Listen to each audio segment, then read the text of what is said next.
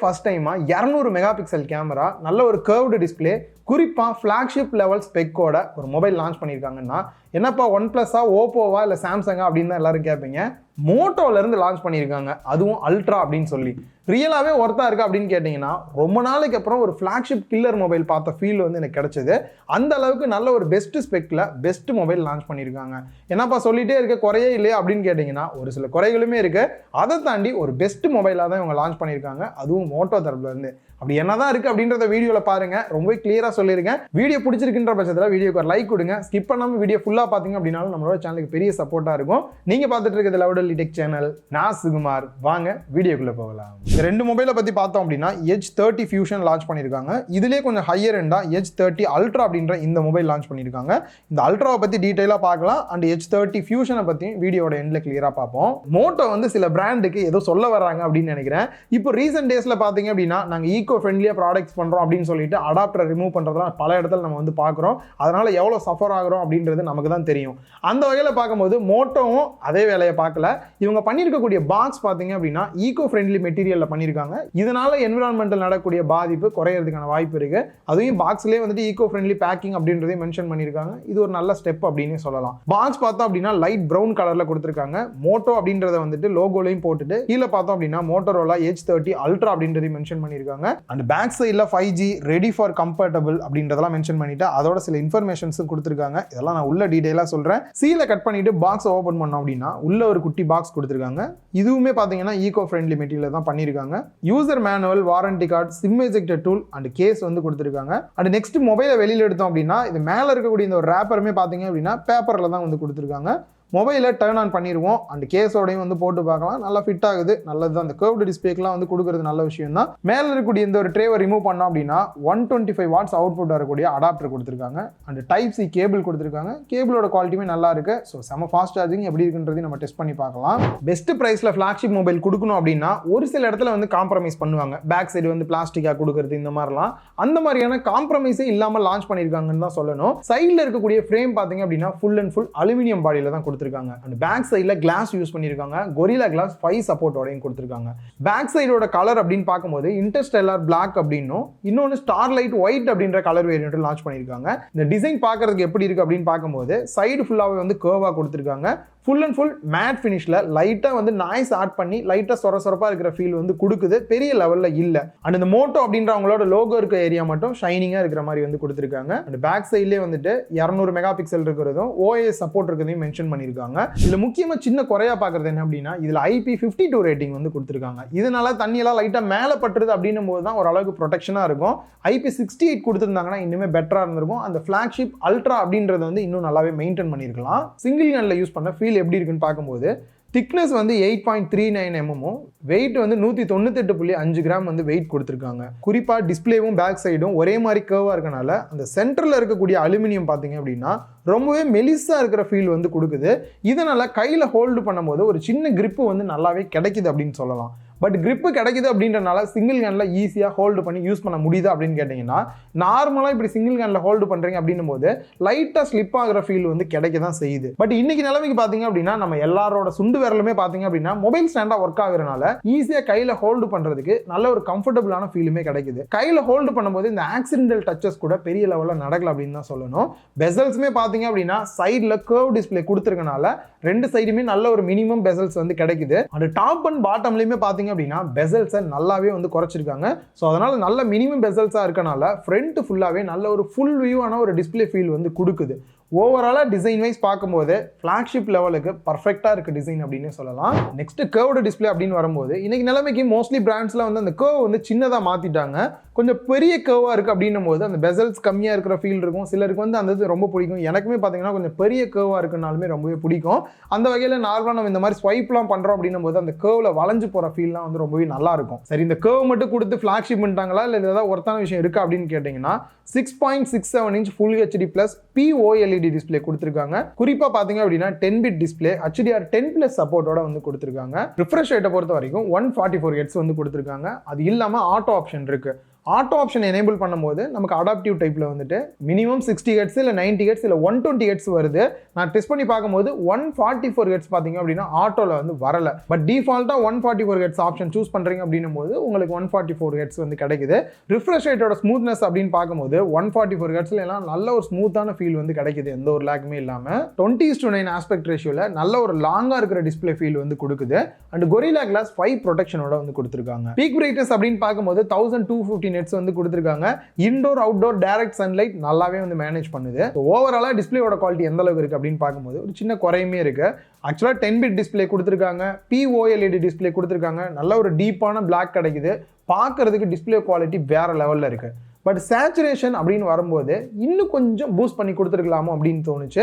நேச்சுரலாக இருக்கிற ஃபீல் வந்து இருக்குது. இப்போ எனக்குலாம் பார்த்தீங்கன்னா கொஞ்சம் சேச்சுரேஷன் லெவல் லைட்டாக பூஸ்ட் ஆகிருந்தால் நல்லாயிருக்கும் அப்படின்ற ஃபீல் இருக்குது. பட் செட்டிங்ஸ்லேயே பார்த்தீங்க அப்படின்னா நேச்சுரல் அப்படின்னு ஒன்று இருக்குது, கீழே பார்த்தீங்கன்னா சேச்சுரேட்டட்னு ஒன்று இருக்குது. அதை சூஸ் பண்ணோம் அப்படின்னா ஓரளவுக்கு ஈக்குவலாக வந்துடுது. பட் இருந்தாலும் எனக்கு இன்னும் கொஞ்சம் லெவல் வந்து அதிகமாக இருந்தால் நல்லாயிருக்கும் அப்படின்ற ஃபீல் இருந்தது. மற்றபடி ஓவராலாக டிஸ்பிளேயோட குவாலிட்டி வைஸ் பார்க்கும்போது தரமாக கொடுத்துருக்காங்க. செக்யூரிட்டி அன்லாக் அப்படின்னு பார்க்கும்போது இன்டிஸ்பிளே ஃபிங்கர் பிரிண்ட் ஸ்கேனர் கொடுத்துருக்காங்க. நல்லாவே ரெஸ்பான்ஸாக இருக்குது, குயிக்காக அன்லாக் ஆகுது. ஃபேஸ் அன்லாக் யூஸ் பண்ணோம் அப்படின்னாலுமே ஃபேஸ் அன்லாக்குமே யூஸ் பண்ணிக்கலாம். அதுவுமே பார்த்தீங்க அப்படின்னா ஓரளவுக்கு லோ லைட்டாக இருந்தாலும் கூட நல்லா டிடெக்ட் பண்ணிட்டு குயிக்காக அன்லாக் ஆகுது.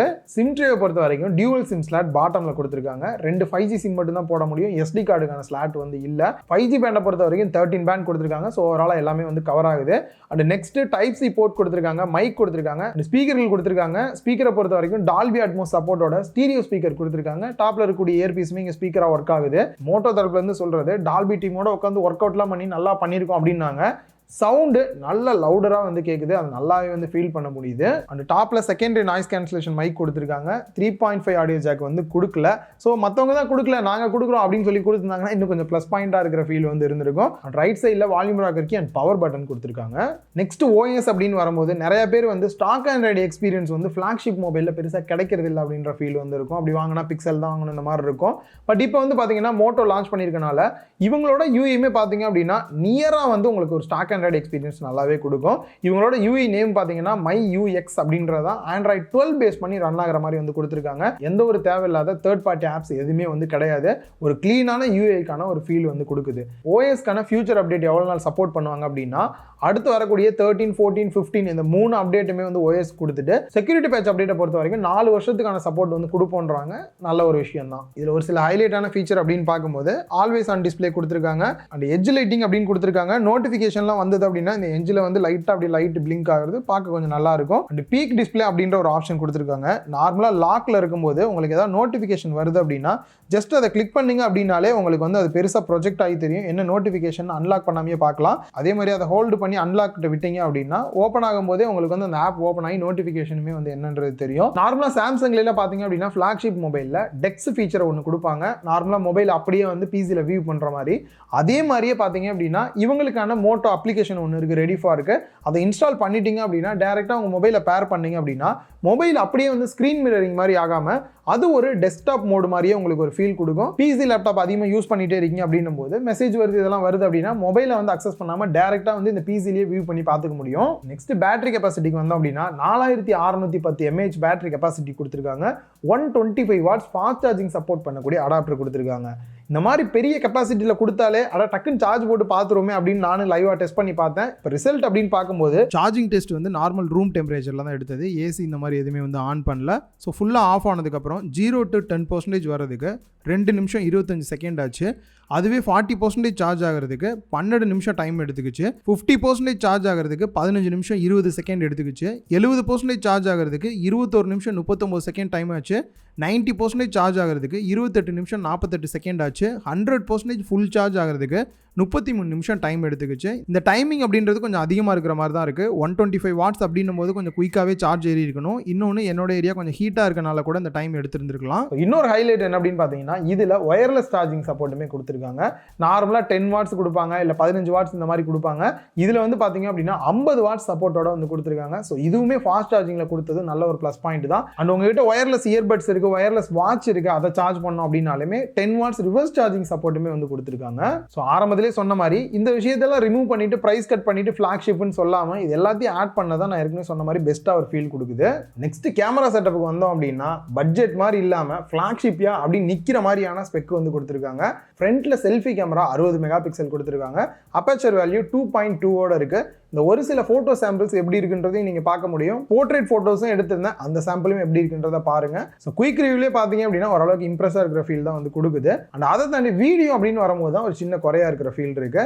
மேக்ஸிமம் 4Kல எடுக்க முடியும், ஃபுல் ஹெச்டிலையும் எடுக்க முடியும். ஆனால் அதே சமயம் 60 fpsல ஃப்ரண்ட் செல்ஃபி கேமரால எடுக்க முடியாது. டிஃபால்ட்டே பார்த்தீங்க அப்படின்னா 30 fps மட்டும் தான் வந்து கொடுத்துருக்காங்க. அண்ட் அதே மாதிரி பேக் சைடு அப்படின்னு வரும்போது 2 mega pixel macro, 2 mega pixel depth sensor, இந்த மாதிரி வந்து மொக்கையான சில விஷயத்தை பண்ணாமல் பக்காவாக கொடுத்துருக்காங்கன்னு தோணுது. ஏற்கனவே சொன்ன மாதிரி இந்தியாவில் ஃபர்ஸ்ட் டைமாக வந்து 200 மெகா பிக்சல் இருக்கக்கூடிய கேமரா செட்டப் கொடுத்துருக்காங்க. இதுக்கு மோர் போயிட்டு 200 சூஸ் பண்ணீங்கன்னா மட்டும்தான் அவங்களால வந்து 200 மெகா பிக்சல் எடுக்க முடியும். மற்றபடி நார்மல் ஃபோட்டோஸ் தான். எனக்கு என்னென்ன இந்த கேமரா யூஏ இன்னும் கொஞ்சம் பெட்டராக கொடுக்கலாம் அப்படின்னு தோணுச்சு. அது கொஞ்சம் யூஸ் பண்ண கொஞ்சம் கஷ்டமாக இருக்கிற ஃபீல் வந்து கொடுக்குது. அண்ட் அப்பேச்சர் வேல்யூ 1.9 கொடுத்துருக்காங்க. இதில் குறிப்பாக OIS சப்போர்ட்டோட கொடுத்துருக்காங்க. ஸோ வெளியில் போயிட்டு ஃபோட்டோஸ்லாம் எடுக்கிறீங்க, வீடியோஸ்லாம் எடுக்கிறீங்க அப்படின்னும் போது பெரிய லெவலில் அந்த ஷேக்கிங்கை தடுக்கிறதுக்கு ரொம்பவே வந்து ஹெல்ப்ஃபுல்லாக இருக்கு. Next ultra wide angle camera 50 mega pixel கொடுத்துருக்காங்க. ஃபீல்ட் ஆஃப் வியூவை பொறுத்த வரைக்கும் 114 டிகிரி வரைக்கும் கவர் ஆகிற மாதிரி கொடுத்துருக்காங்க. மேக்ரோ ஃபோட்டோக்குன்னு செப்பரேட்டாக 5 மெகா பிக்சல் இந்த மாதிரி கொடுக்காம அல்ட்ரா வைட் ஆங்கிள் கேமரா மூலியமாகவே மேக்ரோ ஃபோட்டோ எடுக்கிற மாதிரி கொடுத்துருக்காங்க. இந்த ஒரு சில ஃபோட்டோ சாம்பிள்ஸ் நீங்கள் பார்க்கலாம். அண்ட் நெக்ஸ்ட் இன்னும் நல்ல பொக்கே எஃபெக்ட் வேணும், கொஞ்சம் லாங்காக இருக்கிறத 2x அளவுக்கு ஜூம் பண்ணி எடுக்கிறதுக்கு 12 மெகா பிக்சல் போர்ட்ரேட் ஃபோட்டோ எடுக்கிறதுக்கு வந்து கொடுத்துருக்காங்க. ஸோ இதில் பார்த்தீங்க அப்படின்னா நார்மல் ஃபோட்டோவையும் இதையும் கம்பேர் பண்ணி பார்த்தீங்க அப்படின்னா எந்த அளவுக்கு ஜூம் ஆகிருக்கு, அந்த பேக்ரவுண்டில் இருக்க பொக்கே எஃபெக்ட் எந்த அளவுக்கு இருக்குது அப்படின்றது உங்களுக்கு தெரியும். பேக் சைடோட மெயின் கேமரா வீடியோ அப்படின்னு பார்க்கும்போது மேக்ஸிமம் 8K 30 fpsல எடுக்கிற மாதிரி கொடுத்துருக்காங்க. அதுவே 4K இல்லை 1080p பார்த்தீங்க அப்படின்னா மேக்ஸிமம் 60 fps இல்லை 30 fpsல எடுக்கிற மாதிரி கொடுத்துருக்காங்க. குறிப்பாக 4Kல பார்த்தீங்க அப்படின்னா 30 fpsல HDR மோட்லையும் எடுக்கிற மாதிரி வந்து கொடுத்துருக்காங்க. ஸோ ஒரு சில இந்த வீடியோ சாம்பிள்ஸ் பார்த்துருப்பீங்க, எப்படி இருக்குது அப்படின்றது உங்களுக்கே தெரிஞ்சிருக்கும். கேமரா யூஸ் பண்ணும்போது 2 ப்ராப்ளம் வந்து நான் ஃபேஸ் பண்ணேன். ஒன்று வந்து பார்த்தீங்கன்னா ஆட்டோ ஃபோக்கஸிங் சரியாகவே ஆகலை, அந்த ஒரு ப்ராப்ளம் இருக்குது. கண்டிப்பாக இது சாஃப்ட்வேரில் வந்து அப்டேட் பண்ணணும். அண்ட் ரெண்டாவது ப்ராப்ளம், கொஞ்சம் நேரம் கேமரா வந்து டெஸ்ட் பண்ணி பார்த்துட்டு இருந்தேன், பெருசாக ஹீட்டெல்லாம் ஆகலை, பட் ஆட்டோமேட்டிக்காக ஃபோன் வந்து ஆஃப் ஆயிருச்சு.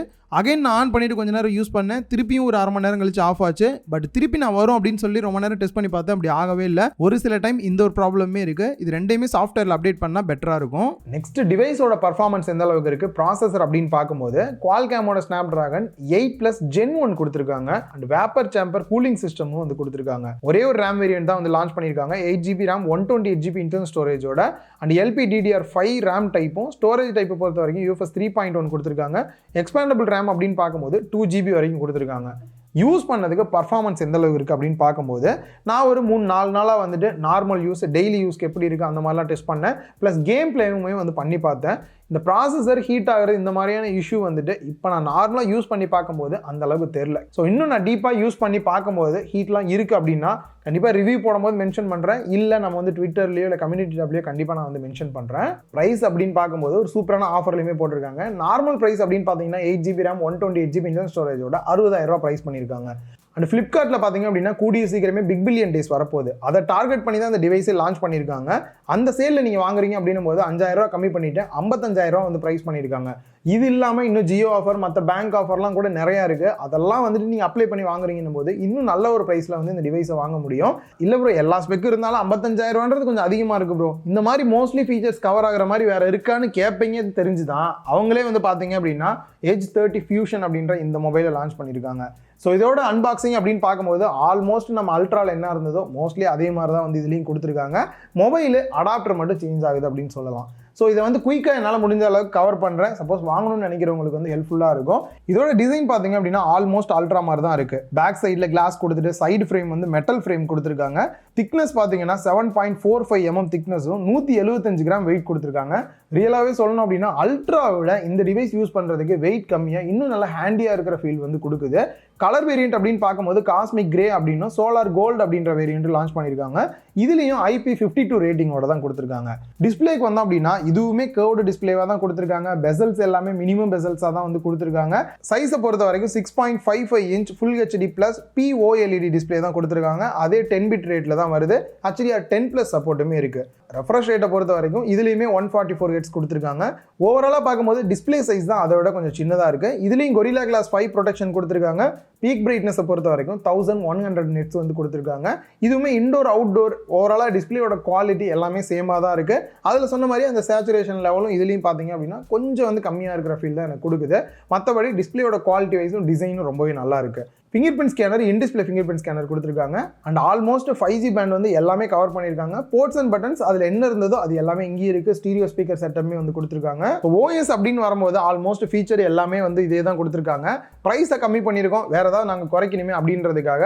அப்டேட்டை பொறுத்த வரைக்கும் 13, 14 2 அப்டேட் வரும். செக்யூரிட்டி பேட்ச் அப்டேட்டை பொறுத்த வரைக்கும் அதில் 4 வருஷம் கொடுத்துருந்தாங்க. இதில் 3 வருஷமாக வந்து கொஞ்சம் குறைச்சிருக்காங்க. நெக்ஸ்ட் முக்கியமாக அல்ட்ராக்கும் இதுக்கும் கொஞ்சம் டவுன்கிரேட் பண்ண இடம் அப்படின்னு பார்த்தீங்கன்னா கேமரா தான். பட் இருந்தாலும் இதுவும் ஃப்ளாக்ஷிப் லெவலில் தான் இருக்குது. ஃப்ரண்ட்டில் செல்ஃபி கேமராவை பொறுத்த வரைக்கும் 32 மெகா பிக்சலும், பேக் சைடில் 50 மெகா பிக்சல் மெயின் கேமரா. இதுலேயுமே ஆப்டிக்கல் இமேஜ் ஸ்டெபிலைசேஷன் வந்து கொடுத்துருக்காங்க. And ultra wide angle photo எடுக்கிறதுக்கு 13 மெகா பிக்சல் கொடுத்துருக்காங்க. அண்ட் டெப்த் சென்சார் வந்து கொடுத்துருக்காங்க. இந்த இடத்துல அந்த டெப்த் சென்சார் கொடுக்கறதுக்கு அதில் கொடுத்த மாதிரி இதுலேயும் ஒரு 2x கொடுத்துருக்கலாம். ஆனால் அல்ட்ராக்கு எதுக்கு நாங்கள் வித்தியாசம் காட்டணுமே அப்படின்றதுக்காக இந்த மாதிரியான ஒரு சின்ன டவுன் கிரேட் நடந்திருக்கு. வீடியோ அவுட்புட்டோட ஸ்பெக்கை பொறுத்த வரைக்கும் அதில் கொடுத்த மாதிரியே தான் இதுலேயுமே வந்து கொடுத்துருக்காங்க. அல்ட்ராக்கும் ஃபியூஷனுக்கு டிஃப்ரெண்ட் காட்டுறோம் அப்படின்ற பேரில் மெயின் கேமராவில் OS கட் பண்ணாமல் இருந்தது நல்ல ஒரு விஷயமா இருக்கு. இதுலயுமே பாத்தீங்க அப்படின்னா வீடியோ ஸ்டெபிலைஸா எடுக்க முடியும் உங்களால. பேட்டரி கெபாசிட்டி அப்படின்னு வரும்போது கொஞ்சம் டவுன் கிரேட் நடந்திருக்கு. 4400 mAh பேட்டரி கெபாசிட்டி கொடுத்திருக்காங்க. அதே சமயம் அடாப்டர் பொறுத்த வரைக்கும் 68 watts ஃபாஸ்ட் சார்ஜிங் சப்போர்ட் பண்ணக்கூடிய அடாப்டர் கொடுத்திருக்காங்க.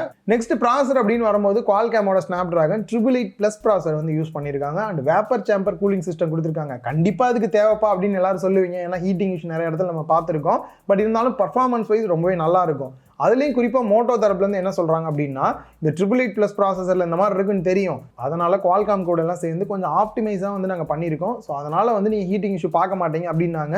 ஸோ நான் வந்துட்டு இன்னும் ஹெவியாலாம் டெஸ்ட் பண்ணி பார்க்கல, நார்மல் யூஸ் பண்ணும்போது ஓகேவா இருக்கிற ஃபீல் தான் கொடுக்குது. அண்ட் ஃபைனலாக ப்ரைஸை பார்க்க போகிறதுக்கு முன்னாடி இந்த டிவைஸை பற்றி சொல்லணும் அப்படின்னா, அல்ட்ராவை விட கொஞ்சம் வந்து டவுன் கிரேட் பண்ணியிருக்காங்க.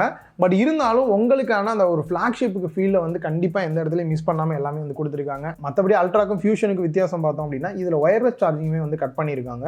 ஃபைனலாக ப்ரைஸ் அப்படின்னு பார்க்கும்போது 8GB RAM 128GB இன்டர்னல் ஸ்டோரேஜோட நார்மல் ப்ரைஸ் வந்து 43,000 ரூபா ப்ரைஸ் பண்ணியிருக்காங்க. இந்த பிக் பில்லியன் டே சேலுக்காக பார்த்தீங்க அப்படின்னா 40,000 ரூபா வந்து ப்ரைஸ் ஒரு 3,000 ரூபா கம்மி பண்ணி கொண்டு வந்திருக்காங்க. இதுலேயுமே அந்த ஜியோ ஆஃபர் மற்ற ஆஃபர்ஸ்லாம் நிறையா வந்து இருக்குது. ஸோ இந்த இடத்துல முக்கியமாக நோட் பண்ண வேண்டியது, என்னால் அல்ட்ரா வாங்க முடியல ப்ரோ, நான் ஃபியூஷன் வாங்கலாமா அப்படின்னு கேட்டிங்கன்னா, அல்ட்ரா வந்து பார்த்தீங்கன்னா ரியலாகவே சொல்லணும்னா ஒரு ஃப்ளாக்ஷிப் கில்லர் ஃபீல் தான் கொடுக்குது.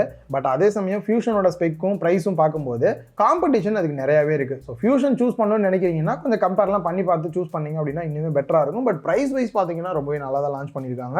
ஸோ இந்த வீடியோவில் கிளியராக சொல்லியிருப்பேன் அப்படின்னு நினைக்கிறேன். குயிக் ரிவ்யூ அப்படின்றனால ஏன்னா முடிஞ்ச அளவுக்கு எல்லாத்தையும் கவர் பண்ணியிருக்கேன். வீடியோ கொஞ்சம் லாங்காக கூட போயிருக்கலாம். இவ்வளோ நேரம் உட்காந்து பார்த்துருக்கீங்க, உங்களுக்காக கண்டிப்பாக நான் தேங்க்ஸ் தான் சொல்லி ஆகணும். இன்னொரு வீடியோ மீட் பண்ணலாம். பாய்.